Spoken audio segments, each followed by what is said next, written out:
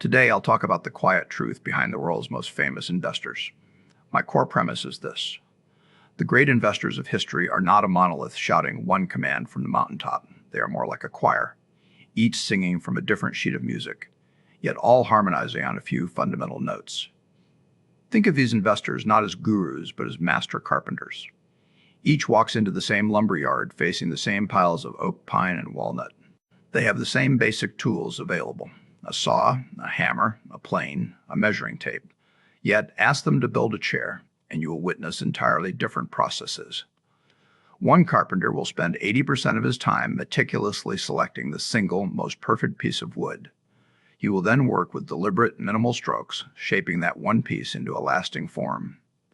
Another will quickly gather several good, sturdy pieces, believing the strength is in the joinery.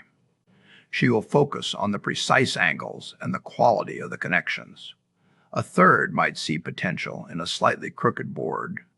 Others reject it, knowing with steam and patience he can straighten it into something uniquely strong. All are carpenters, all use tools, all aim to build a chair that will last. But their philosophies, their rhythms, their very definition of good wood differ profoundly. So it is with the great investors facing the market's lumberyard. Let me make this concrete with a tale of two legends, Benjamin Graham and Philip Fisher. Imagine they are both presented with the same company, Reliable Widget, in the year 1954. First, consider Mr. Graham. He enters the yard. He is not looking for the most beautiful piece of wood. He is looking for the most mispriced one. He takes out his tape measure, his balance sheet. He measures the net current assets of Reliable Widget. He checks the price of the lumber against its liquid value. If he can buy the pile of wood for 70 cents on the dollar of what he could sell the planks for tomorrow, he is interested. The chair itself, the company's future growth, the charisma of its management is almost secondary. He wants a margin of safety.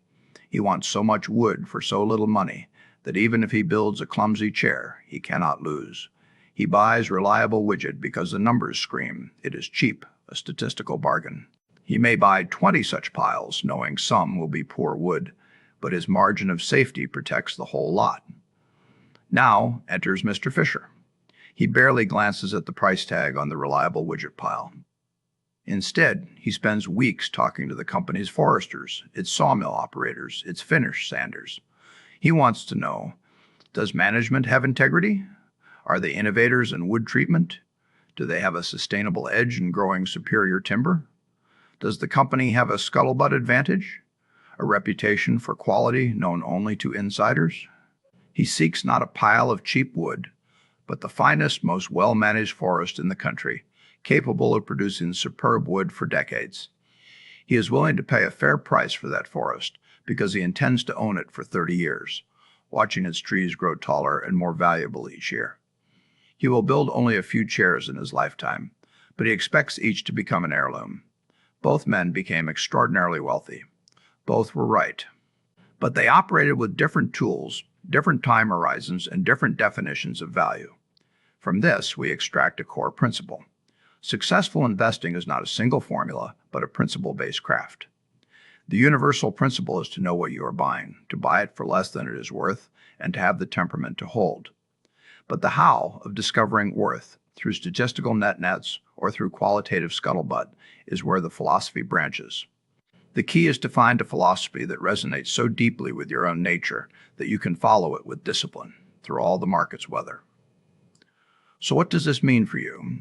First, you must study these master carpenters. Read their letters, understand their tools, but do not seek to impersonate them. You are not Benjamin Graham or Philip Fisher. You are you. Your task is to walk through that lumberyard and decide which approach makes intrinsic sense to your mind and temperament. Are you a quantitative bargain hunter by nature, comfortable with spreadsheets and patient diversions? Or are you a qualitative business analyst, energized by understanding competitive moats and management character? Perhaps you will blend their tools into a kit of your own.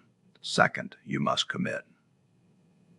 The gravest error is to use Graham's tape measure to buy a stock, but then attempt to hold it with Fisher's 30-year horizon when it quickly doubles. Or to buy a wonderful business at a foolish price because you admired Fisher, then panic and sell when its price falls, because you lacked Graham's margin of safety to steady your nerves. You must build your chair with one coherent method. Inconsistency is the investor's undoing. Finally, understand this. The market is vast enough for many philosophies to succeed, provided they are applied with rigor and patience.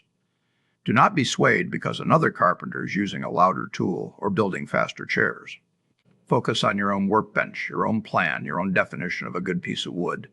The force of the market rewards not the loudest voice, but the steadiest hand. Thank you.